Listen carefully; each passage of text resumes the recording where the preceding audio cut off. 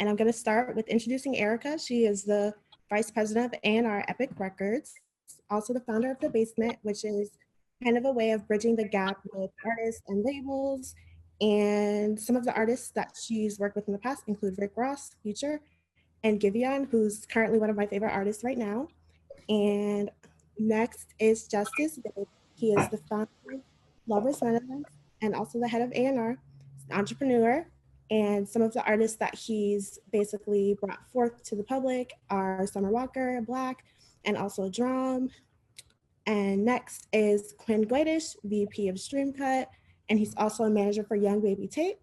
And some of the other artists that he's worked with in the past include Gunna and 21 Savage as well. Next, Ashley Monaé, director of A&R at Raedio, which is Issa Rae's new record label. And some of the artists that she's worked with Jada Darden. And right now she's working with Teamarr, who's one of the newest signees. And Mike Hamilton is the last, and he's the head of commerce at Epic Records, where he leads streaming, playlisting, and Carmen's marketing strategies for hip hop and R&B artists at the label. And some of the artists there include Future, Travis Scott, and India Shawn, and also Giveon. So that is the rest of my intros. And so we're just also going to, I'm going to check in with Q&A like towards the end. So for anyone that's tuning in right now, be sure to have your questions kind of flowing throughout the whole time. And at the end, we're going to make sure that we handle those for you all. Okay, so I'm going to get started. First question is, how's everyone holding up right now? And Ericka, I'd like to start with you. How's it going so far during social distancing and quarantining? How have you been feeling? I miss my friends, obviously. Like I miss, that in-person interaction. But no, everything is good. I think in the beginning it was definitely a roller coaster, but I learned that you have to allow yourself to have those moments of uncertainty to figure out what that next thing is going to be. So, if it's putting out music, if it's just, speaking with my family, whatever, like I just take those moments to really just do what feels good. So I've been good. I'm in a good space. Good. I'm glad to hear that. Ashley, how have you been?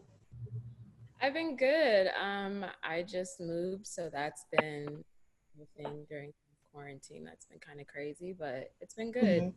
A lot of movies, a lot of research, a lot of just being a nerd over art stuff that I like. So it's good. Got you. Quinn, how have you been doing? I've been doing well. I kind of appreciate it. I think for my life and probably a lot of our lives, it moves very fast. And so the opportunity to kind of slow down has given me a chance to kind of check in with myself and work through some things that I've just been too busy to work on. So it's been good. Good. I'm glad to hear you're well. Justice, how have you been doing? I've been good. I think kind of like Quinn said, I mean, for me, it's just like, I always just try to see the silver lining on everything. It's a lot of tragic and a lot of tragedy going on, but the upside for me is just like, I'm blessed to be in an industry where, things can kind of still kind of maneuver and figure its way out. So for me, it's just trying to figure out how to be creative, but, also just not forget, the importance of, a whole other community that, doesn't have the opportunities that we have. So how can we give back and try to make sure that we reiterate that as a community. I think that's kind of been our goal during this whole COVID, pandemic. So, yeah, I mean, I'm good. Just trying to just stay focused. Good. I feel that. And Mike, how are you feeling right now? You're in New York, where I just left. How are you? It's good. I mean, kind of like everybody said, it's a good time to just kind of reset. I like being at home. I think the thing I miss is the ability to go outside. I'd go out, see friends, all of that. But it's good to be home and just kind of work in my own space. I think the thing I've been finding out is how to balance, because being at home, you can work nonstop because you're not leaving your space. You're in the same space as you eat, sleep, and do everything else. So, finding balance has been something that I've finally gotten. So been good. It's good. I'm glad to hear that. So since we're in the pandemic right now, does anyone want to talk about like their thoughts on how they're feeling, like in terms of like COVID and the pandemic? Does anyone want to touch on plans for moving forward? Like, is there anything specific that you guys can touch on in regards to that? Did I just break up? Hello? I can hear you. Oh, okay. I'm sorry. I thought that it like paused and like you guys couldn't hear me, but I will state that question again. Is there anything that anyone wants to touch on in terms of like how they're coping with COVID? Like, has anything shifted for you on your day-to-day? Personally, yeah. I mean, it's just gotten a lot more busy. In a weird way, like, you have to do a lot of keeping up of email, and everybody is adapting to what we're doing now, which is the Zoom thing. So, the flow as far as, the pace has slowed down, but the workload hasn't. So, yeah, that's kind of my experience. But, again, it's just like trying to make sure that all of the employees are mentally there, because I don't know what you're doing at home. You know what I'm saying? I'm trying to make sure that, my artists aren't having, mental meltdowns, because you would think that this is a very creative time, but, if you don't know what the status of the world is, they don't know exactly how to feel or create. So it's a lot of maneuvering, a lot of mental wrestling that, we're going through, but, Mm-hmm. That's true. It's been a strange time. Emailing is definitely important. I definitely think Slack has kind of taken over even more. And not to say that I hate Slack, but it's kind of getting to me. I'll chime in. I mean, it definitely is a busy time right now. And I think it's also an interesting time because, like, for myself, I'm setting up virtual sessions for, some artists, or even just writers and producers just to connect and making sure that we keep things afloat because, people need music to feel good. And so if I can be a part of making a record to make you feel good about your day, like, I want to be a part of that. So I think that's what kind of keeps me inspired to keep going. Like, okay, we do have an opportunity to put out great music. How do I push my artists to want to, really address some of the things that are going on right now, or really say what's honest that people just want to hear? Like, hey, everybody's not okay. How can we help each other be okay? So yeah, it's been a lot of that. Yeah, no, I definitely agree with that. I'm sorry. Go ahead, Ashley. I think outside of just like also like clearly we have to continue working, continue making music, just like kind of like just what Justice said, it's just like showing compassion and like checking in on people. Like outside of, what we do business wise, how are you as a person? How are you feeling? How's your family? Just, making sure you do those things to check in on people have been, definitely a priority for me. So. Yeah, I would say the same thing. Like, I think in our industry, so much of what we do is transactional. And it's easy to forget that, you're still dealing with people, and so much of what we do is dependent upon how you treat other people. So, like Ashley said, like taking those times to just check in with people, like just see how they're doing, not even, on something work related. Like the thing I'm trying to get better at during this break is like, if someone crosses my mind, like hit them up right away, just say, hey, hope you're doing well, it's good. Like, and I don't think that there's, when people cross your mind, I think that that's for a reason, and you never know what you can say to them that may make their day better, that may turn something around for them. So, that's really important. Just like reminding yourself that you're still dealing with people. It's not all work, and it shouldn't be all work every second. Yeah, no, I definitely agree with that. It's definitely been helpful to actually check in with people and not have it be like, oh, just like from my perspective, it's like people are actually asking me, am I okay? Instead of asking, can I post an article about a song or video? Or just texting me and asking me like, how am I doing? I definitely think that makes my workflow easier instead of feeling like I'm getting so many pitches like on a daily basis. But also just wanted to ask, how do you all feel about the uptick in using digital platforms anyone can totally take a stab first. Order doesn't matter. So Twitch, Instagram Live, like how are you all feeling about that shift that we're currently experiencing? I can jump at it first. I think it speaks a little bit back to the last question about shifting kind of our workflow.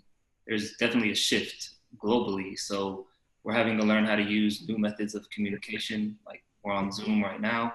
We've had Zoom listening sessions and other things like that, and trying to figure out ways to be, effective and efficient in our communication when we can't be in the same room with other people.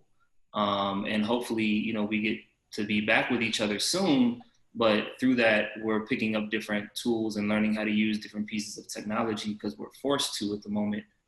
That'll only kind of enhance that experience once we're, back in the regular world. I think a lot of our artists on the Instagram side are very familiar. IG is, been in our society for some time, and they're pretty comfortable with the idea of an Instagram Live for the most part. I'm not too familiar with Twitch and a few of the other platforms just from a user standpoint, so I'll let anyone else speak to that. But I do think just as a concept, like, understanding technologies that we've been like marginally familiar with, how to use them efficiently in this time will only allow us to like really execute on them when we're able to enter the real world again. Definitely. Did anyone else want to touch on that? I've been forced to learn TikTok. How's that been going? Yeah, you know what? That platform is actually really tight. There's a lot of benefits to it, especially just like, it's just a different medium to show off your personality, show off, exactly, who you are. And also, I've also been trying to understand OnlyFans. I think there's something genius there. On the surface, that we look at OnlyFans as, basically just like porn, but I look at it as a platform direct to consumer. You can give people exactly what they want, and they pay for it, which in a time like this, you don't need a middleman to slow things down slower than it already is. So technology has been great. Honestly, it has been a saving grace. I couldn't imagine what I'll do without Wi-Fi. So yeah, life will never be the same as we know it. So. 100%. Anyone else have any thoughts? As far as like the IG Live performances, I think it's always great for artists to, have exposure and, the discovery part of it. Like, I like the fact that more artists are getting discovered right now. Like, people actually have time to digest the music. And, like Giveon, like, I don't know if this wasn't going on, if we dropped it at a different time, obviously the impact would be different, but for the type of artist that he is, for people to actually be able to listen to the words and, just have a response to that, I think that's important. So I'm here for it. I think that Twitch is actually doing something really dope. And once everyone actually gets onto it, like, even the launch with SoundCloud right now, like, I feel like once everyone really can understand what that is, like, it's going to be a whole other wave of like how we discover artists, how we listen to music, all of that. So I'm here for everybody being innovative any way that it can help. I feel it. That's real. It's definitely been interesting for me, just like seeing the performances and then also just like the complete shift, because for me, I feel like I'm logging on every day and there's like all of these Instagram lives going on. I'm just wondering like what's next, because it's just a little draining to like log on every single day and see like 20 people are currently live. It's just like, I'm kind of ready for like another platform to take over, but I don't know, maybe that's just me. Okay, so I also wanted to touch on platforms and how they're enabling like new ways to kind of not necessarily even garner a fan base, but also just like speak to the younger generation. And the Travis Scott stream is an example that comes to mind for me. Mike, do you want to touch a little bit on, did you have any work with that? Kind of. I would say, Travis's team, the management, they're very well connected. implemented. So that was kind of something that, they orchestrated and we helped them execute it. But I mean, it had a really big impact. I mean, I think, that was something that was unique and it was different. And kind of to the last question, it took advantage of, using a different platform, like using Fortnite. Fortnite is the longest platform. And I think Travis's music lends itself to that audience. So it was one of those situations where it was a perfect combination of artists and platform. I think what platforms and artists use is important too. This is a time where artists are learning to use these different platforms, but even before this happened, you're better. Some people are good on Twitter. They're better on Twitter than they are on Instagram. They're better on, I might be better, IG Live, or I might be better doing stuff on my main feed. Like, I think it's one of those things where every artist kind of has to figure out what platform works best for them and how they can use it effectively. And I think for Travis, that's where a lot of his fan base is. I think, a great moment in music and a great moment for him too. Yeah, no, 100%. And then Ashley, I'm curious to know your thoughts on how Raedio utilizes Insecure as a way to kind of garner an audience, because I definitely think that partnership with Atlantic Records is really interesting to me, because the playlist is like always dropping on other platforms, and like I think it's an exciting time. So can you touch a little bit on that partnership with Atlantic Records and what that's like for you?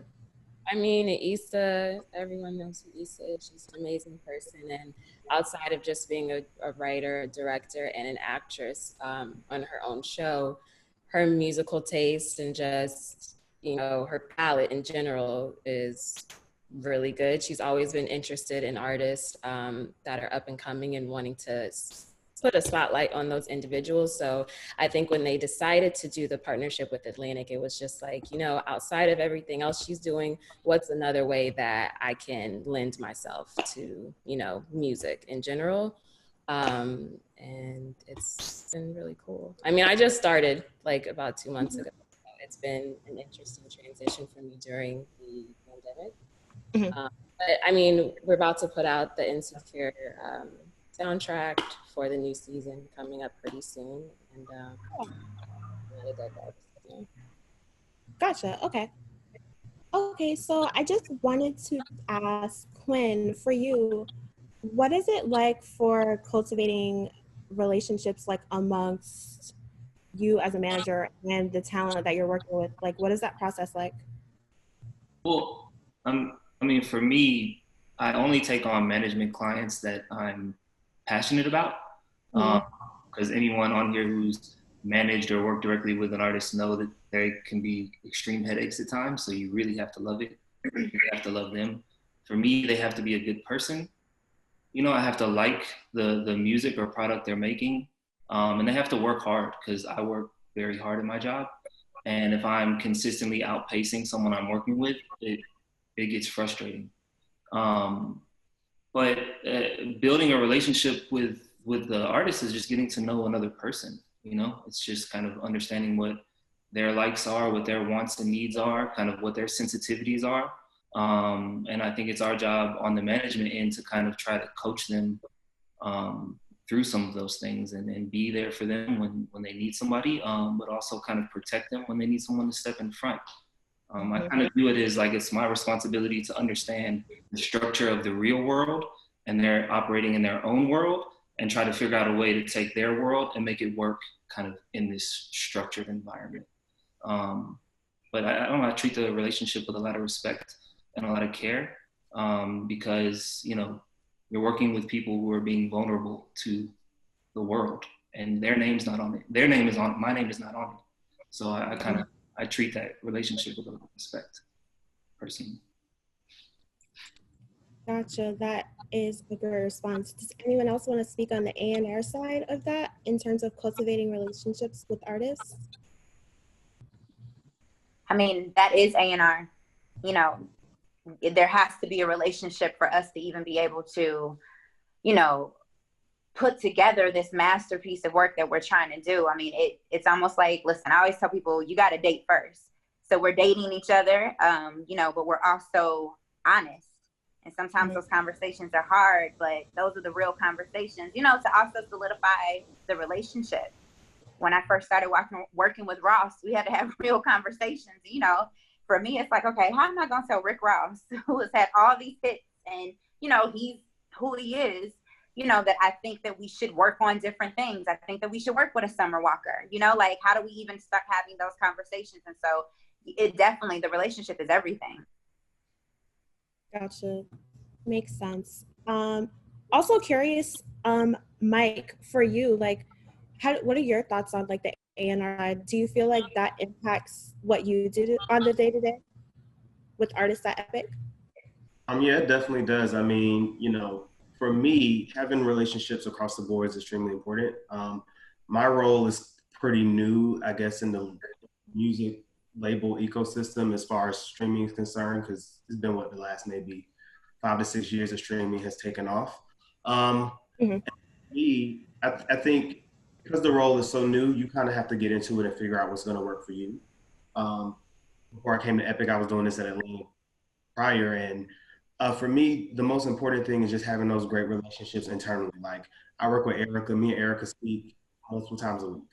Like, you know, I want to understand what the vision is for the artist. When we have new music coming out, how does the artist, like to do things? Because every opportunity is on my side, that, I might think it would be great for an artist, but I can say, hey, you deal with them way more than I do on a day-to-day.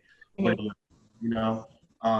so that artist relationship for me is still extremely important. And, everybody, every Friday when people put music out, they want to know how stuff is going to look on Spotify, how stuff is going to look on Apple, how stuff is going to look on all these streaming platforms. So, I think my relationships with artists have become even more critical as this job becomes more important. So, I can't get my job done without the A&Rs, without the marketing people, without the other people that I work with in my department, the managers. I mean, I'm very big on making sure I have solid relationships across the board, because that's the only way I can get my job done.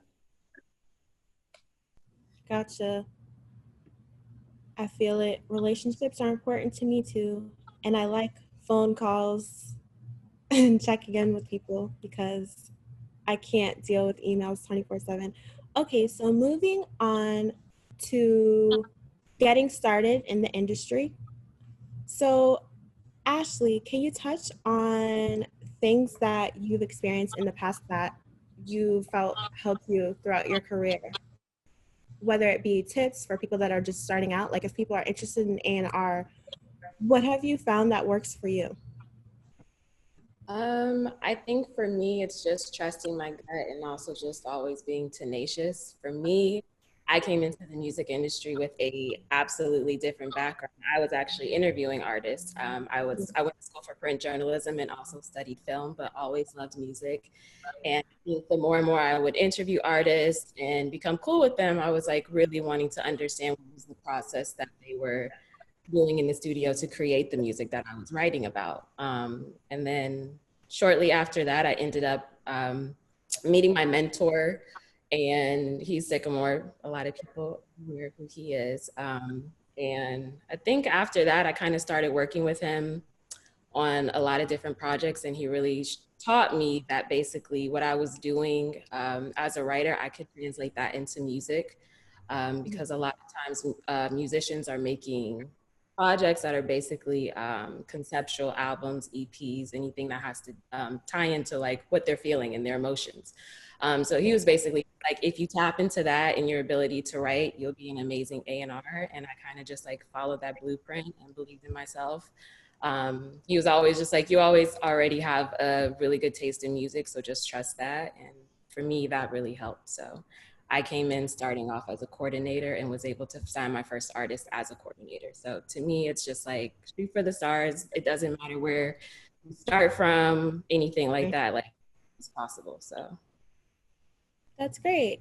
And Justice, I know that you met some of your coworkers that helped create Lovers Renaissance while you all were in school. Can you talk a little bit about that journey? Yeah, I mean, I think for us, we always knew that it will take a village for what we wanted to do. Coming out of Atlanta, the climate was a bit different, especially in that weird time where the internet was really starting to find its full swing. So, you know, for me, when I started my first year in college, I knew my time there wasn't going to be long. It was really, again, just to try to learn the essentials or the necessities that you kind of need to be able to live life, right? Which is be resourceful, which is, you know, don't wait for an opportunity. You literally go have to seek it yourself. And also just like the no excuse policy. That's just kind of where I am with things. So, you know, developing a team and putting and trying to figure out where everybody fits is identifying what our strengths are. Everybody has different strengths. And I feel like for us, it was very essential to identify those things. But, you know, more importantly, it's just like the organization, you know, like I feel like for us, you know, we've been able to have a little bit of, you know, early success because we did good business when it came to doing what it said that we were going to do, showing up on time, and, you know, just creatively thinking and just being self-sufficient. That's just kind of how we've always just like decided to operate. So, I mean, I guess my advice for, you know, for starting up in the music industry is, you know, there is no blueprint. So, you know, the first question I get is, you know, like, well, how can I get in the industry? It's like, well, you just get in the industry. Like, you know, it's a floodgate, right? You can do whatever you want, but you just have to show value. And you have to know your value too. So, yeah, I feel like it's a long-winded answer to your question, but yeah. No, I think that was helpful. I mean, there's definitely no blueprint. And yeah, no, that was great. Ericka, do you want to touch on your journey? Because I know you've been in this race for a very long time, and I just want to make sure that we talk about you too. Because I mean, you're like, I really look up to you. Just shameless plug, like I really look up to you, and I think that your journey is just commendable. So can you touch on your journey a little bit? Yeah, I mean, it goes back to what everybody was saying. There definitely is no blueprint. I'm originally from Kansas City, and, you know, there are definitely some great people that have come from Kansas, but, you know, sometimes it's hard to leave, you know, when you're used to your surroundings and your family. And so I just knew really young that in order for me to have this different type of life that I wanted, like, I had to leave my comfort zone, which for a very long time, like, I was really uncomfortable, you know, living in LA, not knowing anyone. And then I had to realize, okay, I see this person's story over here. You know, I hear about how, you know, Jimmy IV came to the game, or LA restarted, or like Sylvia Rome. And I had to also realize that my story was going to be, you know, completely different than theirs. And, you know, for a lot of people out there that are wanting to get into A&R, you have to understand, like, you have to write this story, you know? So like, even me being in a building, working as an A&R, and then building the basement outside of that, like, I just wanted something different. I wanted people to understand that, like, you can reach me. I'm reachable. I'm in the streets. I can work in a building, and I'm human, you know? And so I think those are like the main things in this, is just still making sure that you stay true to yourself, but at the same time, stepping outside of your comfort zone so you can actually get to these goals that you're trying to set. I feel it. That's very valid advice. Quinn, did you want to touch on the past 4 to 5 years of your career and tips that have worked for you along the way? Yeah, so I'm a little older than I think people give me credit for, but I'm like 34, and I got into music till I was like a good 28 years old. I had like 30 jobs, a ton of restaurants. I worked in a bank, I did taxes, I did all types of odd jobs. But everything I kind of approached as a side hustle, I did it with kind of passion.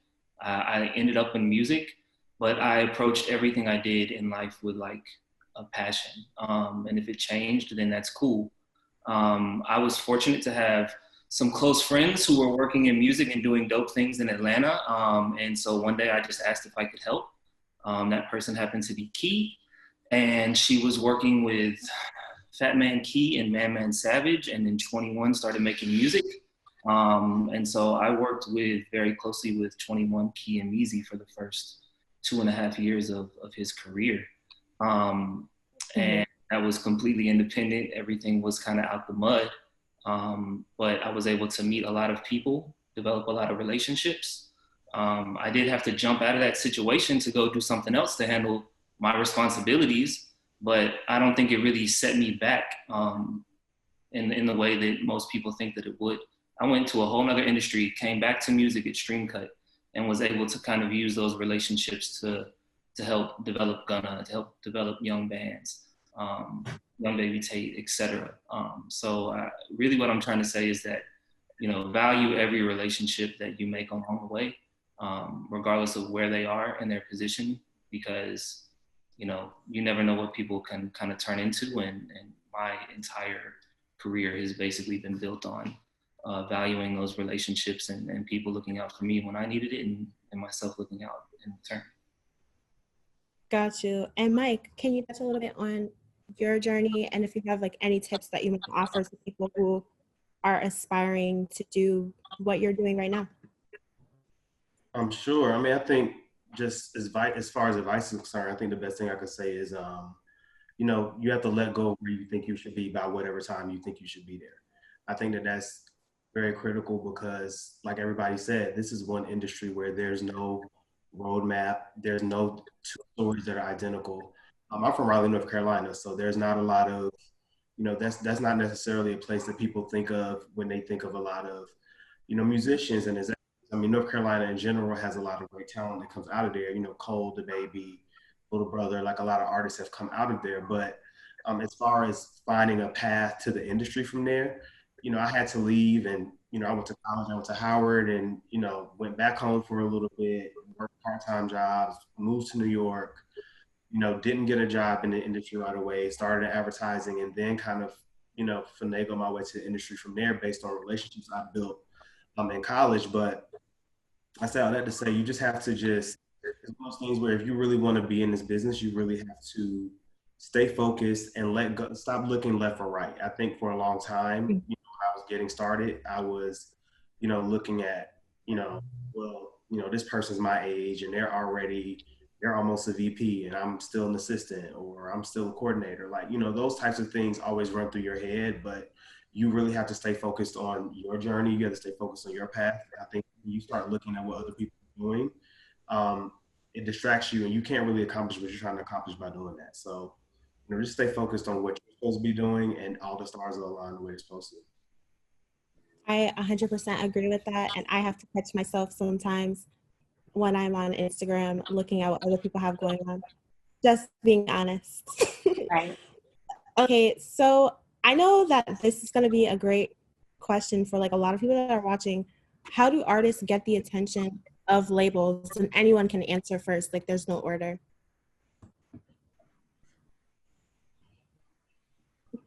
No one wants to answer? I mean, that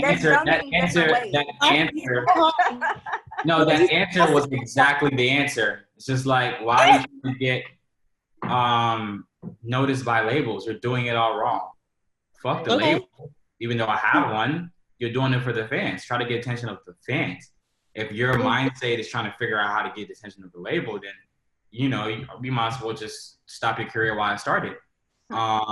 You know, it's all about mentality. It's all about mindset. You know, focus on how to build your brand. What's your narrative? Is the music good? What's your visual identity? You know, what's your content plan? You know, who are your champions? You know, focus on that. Individual hand-to-hand combat. Like, trying to get the attention of a label, cool. Just stream some. Like, they have digital research guys that are gonna let you know that you're streaming. Like, that's backwards. So, yeah, if that's where your mindset is, you're probably not gonna make it far. Okay, I feel like I just got dragged, but it's fine. No, I mean, there's so many ways of going about this, but, you know, the number one way of it is your first thought shouldn't be like, yo, I'm gonna come out of this and like, I'm trying to straight out the gate go to Epic. Like, I don't even want that for you. Like, you know what I mean? Like, I want to be able to discover you and see your journey and know why I'm actually so intrigued by you. And you know what I mean? Like, there's so many other factors to it, getting to the label. And so, yeah, there's no direct answer for it other than like, yo, work your ass off, be passionate about your music, put your shit out, and promote the hell out of it. And if it's good and if it's right and if it's the right moment, it will peek its head out to get to somebody. If it's not me, if it's not Justice, Ashley, Quinn, it'll get out there. Yeah. And as the independent guy on the chat, I would like to say there are multiple companies and entities that can assist you in doing that, without the support or before the support of a label. We offer a lot of label services, so I think we're closer in competition to that than a TuneCore or a CD Baby, but there's opportunities for you to do that on your own and build it on your own. A label will come in and provide, resources and different opportunities, but you have to kind of understand what it's going to be for yourself first. Also, don't sign when just one label's calling. Wait till a few are coming at you. That's when you got it. You know what I mean? Don't sell yourself short. Thank you for that. I love all of these answers. Okay, so do you all feel like there's any other revenue streams that artists leave on the table too often? Like any other ways to make money beyond just touring? Or maybe just like merch. There's a lot of artists that are doing cool things with merch. But I think for me specifically, like I'm a fan of Janae Aiko. She put out a poetry book, like just tapping into like who you are as an artist, even outside of the music and just things that you like. I think people forget that like as artists, we want to know like what you're into and what you like. And that's like what matters to you as an artist in the music is just like wanting to be a part of your world and everything that you're about. So that was something that to me was really dope. And I went and bought her poetry book, so. Cool. Justice, did you want to add anything? I feel like you were trying to say something. Yeah, I mean, I think Ashley kind of nailed it a little bit. It's just like, as an artist or as an artist, the beauty about it is that, there is no boundary, right? So I feel like people just need to think in that capacity and not, not just the traditional ways of revenue, which is, a show, merchandise, but, or product endorsement, it's just so many other ways to figure it out, like you are a walking mood, right? You are an idea of what somebody wants to kind of like live their life vicariously through. So anything that has to do with any sort of product, I feel like it's a great way to think. And also just IP is so important. Like, if COVID wasn't around, if I was an artist, thank God I'm not an artist because God knows who he gives talent to and not give talent to. But I would just like, I would build a studio and have fans be able to come in and watch me record and charge them a couple $100 for it. Cool. Like, what I'm saying? That's a process that everybody likes and wants to be involved in. So like, there's so many different ways to monetize on who you are and what your artistry is than just the traditional, way. So like, I would just say, think as open-minded as possible, like watching Michelle Obama, sell out theaters or stadiums for fucking a book tour, like watching Joe Budden, just run around and, just talk shit with his friends and have a podcast and people buy tickets to see, what I'm saying? Like there's so many different ways, right? So just think in that capacity. Gotcha. Did anyone else want to add anything to that question? I think I would just echo, those two. There's no limits to what is possible. You are a brand. You're a walking brand, but it's a brand that can insert itself into so many different verticals. I think one of the things, that those that may or may not know, Tate is working with Ashley and Raedio. I think, for us, one of the dope things about Raedio was the opportunities that Issa could help us provide in acting or, in different verticals that that Tate can move into seamlessly that, might not have been as easily to find if we weren't working with such a dope company that's in so many different spaces. So yeah, there's definitely opportunities out there. Wherever there are eyeballs, there are opportunities. You just have to make sure that you're picking the ones that speak to who you are as an artist. Gotcha. Okay, so I'm going to dedicate the next 10 or so minutes to some of the questions that we've had come in, because I want to make sure that everyone that tuned in got a chance to have their questions answered. Okay, this is actually a really good question. This is from Gladstone B. They're asking, starting out, do numbers matter? I'm going to assume that means streaming. Can anyone address that? Do you all think that streaming numbers matter for unsigned talent? I mean, that's like a question depending on matter to who. Like, do they Right. matter to me because I'm somebody that's in the business of selling music? Yes. But as a new artist, if you put out an album or you put out a project and you sell 10 copies, cool. It's about, by the end of the year, did you turn those 10 to 100,000? You know, that's the mentality, you know, like Doja Cat put out a project that, you know, was very conservative first week numbers, but who cares? She has the biggest song in the world right now, right? And that's the belief in the art and the music, you know, as long as nobody's heard it and you believe in it, you know, go for it. So no, numbers don't matter. Just make good music and, you know, have a great plan. Gotcha. Anyone else want to answer? I think everything Joseph said was definitely true. I think sometimes people forget, like, you need to be talented too. We look at so many other aspects and things of an artist, but at the end of the day, like, the talent still needs to be there. I also look at this, like, individuality. Are you yourself? Are you the original person? Are you doing something different and going against the grain of what everybody else is doing? Do you have personality? Are you going to be able to get up on a stage in front of people and express yourself? Are you going to feel comfortable posting on Instagram? Like, how are we going to be able to market this? You know, do you have vision? What's the vision for yourself for the next 5 years down the road? Do you know what your music videos going to look like? Like, you know what you want to wear? Like, those things also to me are really important, on top of also just work ethic. So I would hope new artists aren't thinking too much about numbers right away. I mean, I think when you start to do that, all you start to do is look at who has the biggest numbers, and then you're not even making the art that's authentic to you. You're making art that is going to emulate what you feel like is doing well. Mm-hmm. You know, to me, it's like Ashley and Justin, like, you as an artist, like, focus on that. Focus on, you know, building your brand. You know, building yourself as an artist. What do you want to say? Do you have something, you know, to say to people that's really going to impact them? Like, think about your art first, and then all of that other stuff will line up. Right.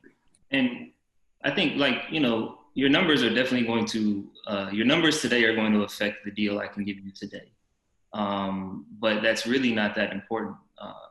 Like, for myself, you know, I worked with, you know, I was in a management capacity, so it was a little different, but, you know, 21 had made $0 in music when I started working with him. Mm-hmm. He wasn't even a musician.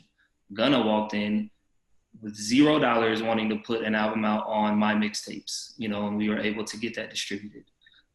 Same thing with young bands, so on and so forth. All these artists walked in without ever having a record distributed on any DSPs anywhere, you know, and, you know, we've been able to take all of them to, you know, $1 million+ in revenue just by hard work and believing in the process, and just to say, growing it from 10 today to 100,000 by the end of the year.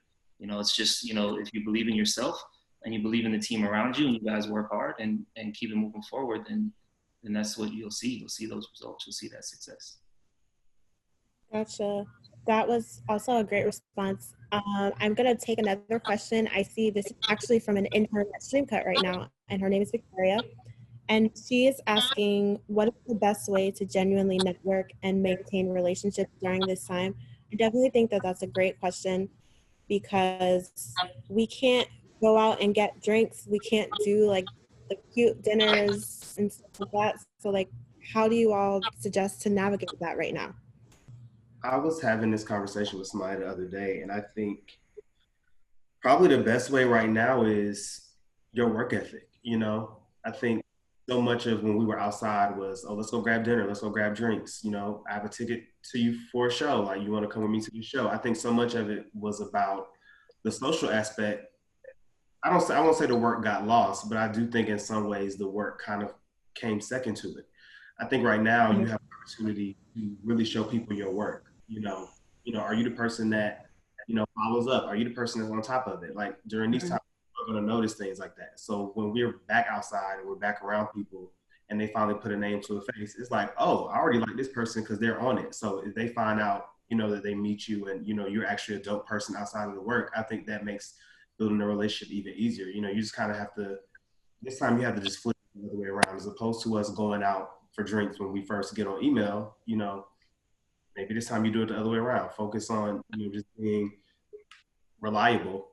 And then I think that'll start helping you build the great relationships you need. I think that that's so true. But can anyone touch on, like, I just remember being an intern and being real hungry, and it's just like, I think people see people have jobs on Instagram and they just kind of assume like, oh, everything is fun, everything is exciting. Like there's no like hard days where you literally are sitting at home by yourself and you're just like, oh, I just applied for this job and I had an interview and I didn't get the job that I thought was the job of my dreams. So can anyone touch on being an intern and not really seeing like the other side? Like you feel like it's not gonna happen, because I definitely have had those moments. That was a question that someone had, like, as an intern, like, how do you work your way up? Because I definitely think that that's kind of hard, like, when you're, like, all the way on the bottom, and you see people that are VPs, you see people that have, like, these fancy titles.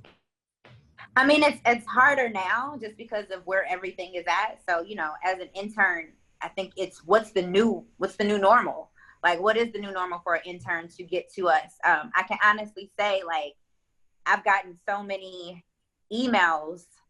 Oh, there we go. I've gotten so many emails, just from interns. And I actually, I read them. And I like to, I'm intrigued to see exactly what it is that you're talking about. I think when I get that email of like, hey, are you guys looking for interns right now? Those are the ones that throw me off versus you having something that you want to show me. Like I'm more intrigued on what is it that you're working on? What is it that you're listening to? Like, put me onto something, you know what I mean? Like let me know that I'm not tapped into something so I can follow in on that. So I think my advice to some interns is like, if you are gonna go hard and you're gonna email somebody every single day, have something to come with. Like you've worked this hard to put it together, so you might as well come and deliver. In my opinion. I feel it. Did anyone else want to answer that too? Yeah, I mean, my opinion is, I like to go from this from not an aspect of, not to say don't work hard, because that's kind of a prerequisite, but more so it's just outthink everybody, right? And when I just say that to say, it's like, look for where the hole is. There's always a hole. Any system, there's always a hole.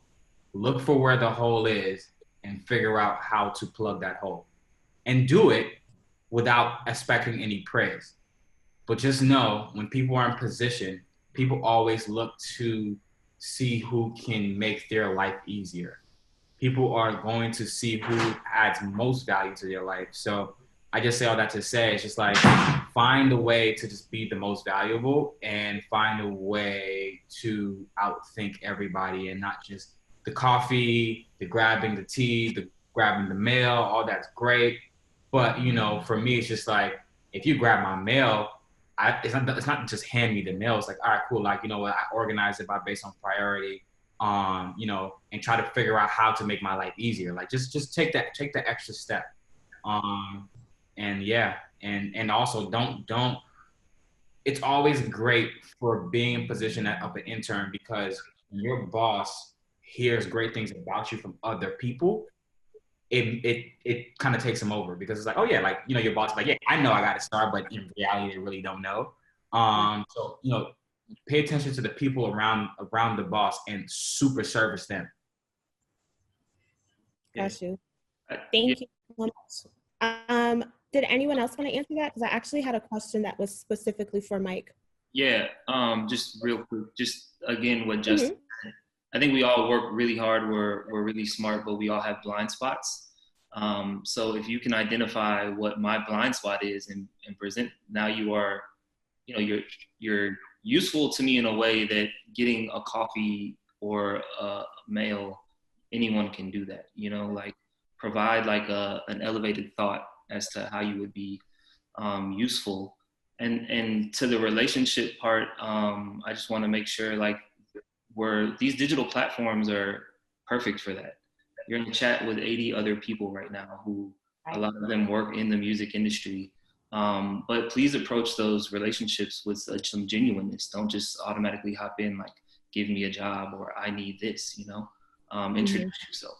There are people that I have never met in real life that I know via Twitter, that I have done business with, that I have paid, that I have got paid from, and that have helped me with a ton of things, you know, and those opportunities exist every day just from either recognizing that, you know, someone is really dope at what they do and just saying, hey, yo, this was dope. I like this, you know, and starting just a conversation that can develop into something that becomes real.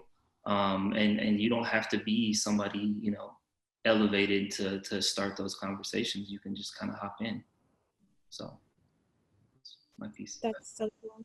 Thank you for these gems. I hope people are taking notes right now. Mike, one of the people asking questions wants to know, what does your role kind of entail? And also, do you think that there are specific skills or experience that have helped you transition to your current role? Yeah, so day to day, I mean, my job is, I would say 2, 3, 4.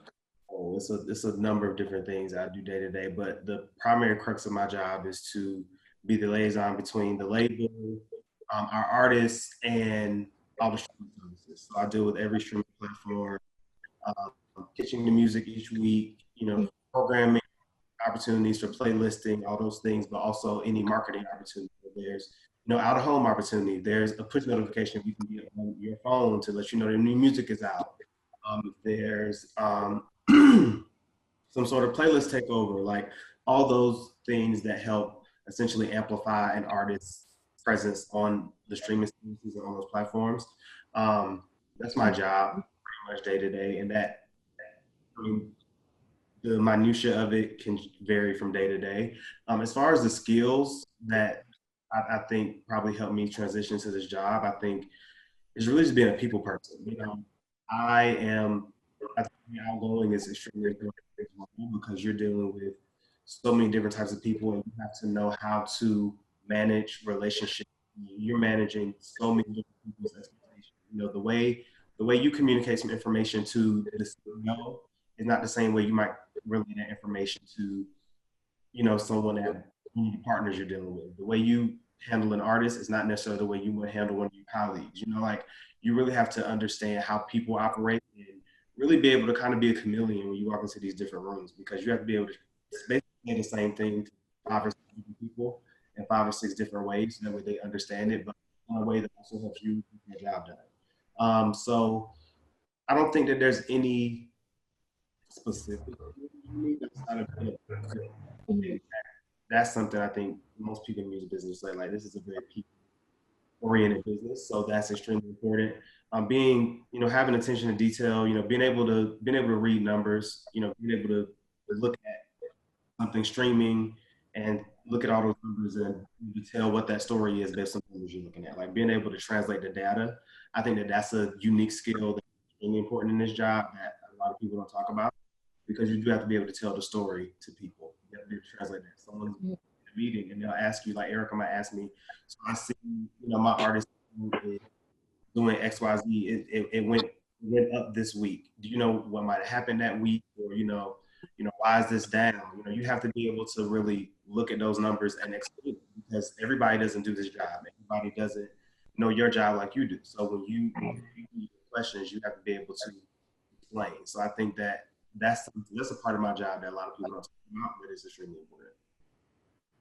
Gotcha. That was very helpful, and I hope that whoever anonymously asked that question was still tuned in, because that was very in-depth.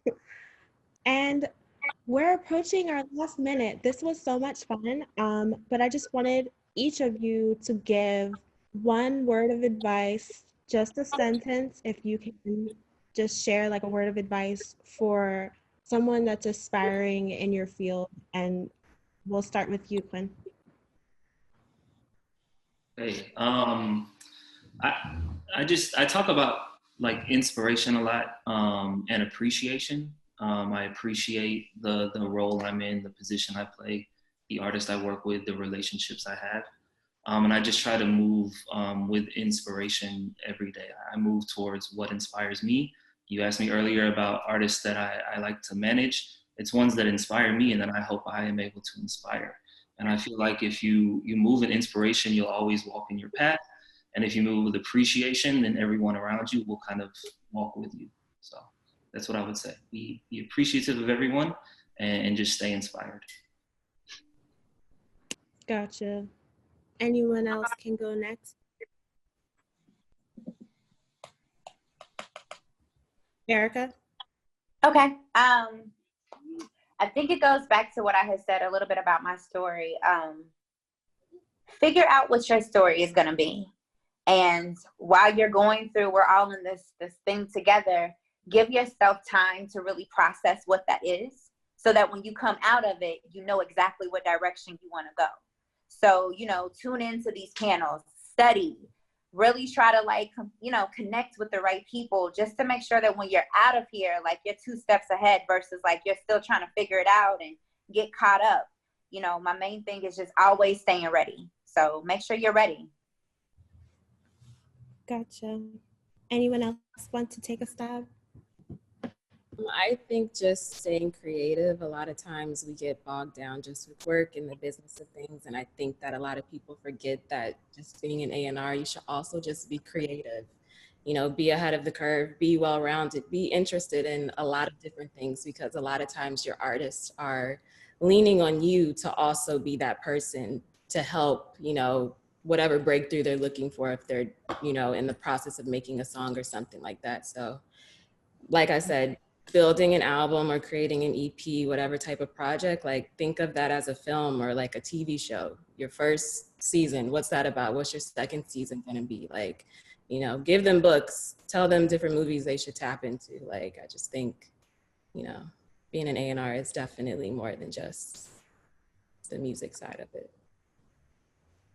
Gotcha. That's solid advice. Justice, do you have any last words that you want to leave? Yeah. Be a student. And never lose your fandom. I'm a fan. I genuinely I'm happy just to be engulfed in music and in the industry, and you know, I'm so passionate about it. So I always say just be a student, you know, look around you, you know, identify who the smartest people are in the room, and don't always be the smartest person in the room. And yeah, just study blueprints and create your own and write everything down. Write everything down. Any idea. I don't care how small it is or big it is, but you know, just write everything down and hold yourself accountable. Got you. That's also solid advice. And Mike, did you have any last words that you wanted to share? Yeah, just be genuinely passionate. You know, I think the music business is one of those where, you know, you have some people that say they want to do it because they see people at shows on Instagram, they see people taking pictures with artists, but behind the veil of that is a lot of hard work. And, you know, there's a lot that goes on day to day that if you're not in it, you don't see it. And if you're not truly passionate about it, you're not going to make it in this industry. So, you know, read Variety, read Billboard, read Music Business Worldwide, like engulf yourself in, you know, if you want to be on the executive side, engulf yourself in the business of it. If you're an artist, like, you know, Ashley said, you know, think outside the box, approach your music as not just maybe making an EP, approach it as if it were a TV series, you know, approach it with a story. Like, whatever you're doing, just really be genuinely passionate, because, you know, otherwise you just are going to have some bad hard days trying to get through this industry if you don't really stay focused and you're not really passionate. Gotcha. Okay, well, this has been amazing. And I just wanted to say thank you again to each of you for taking time out of your day. I know that on the East Coast, it's 7:34, so it's getting a little late. So thank you for staying on with us, everyone. Also, real quick, I just wanted to give a big shout out to Justice and LVRN and the announcement about the mental health arm that they've decided to add to their label. Wow. I think that's so awesome, bro. And it's appreciated. Thank you. Thank you. I really appreciate that. Have everybody come work at LVRN. So just want to That give was great. thank you, Quinn. I appreciate that. Yep. All right, guys. Bye, everyone. Bye. See you again. Bye.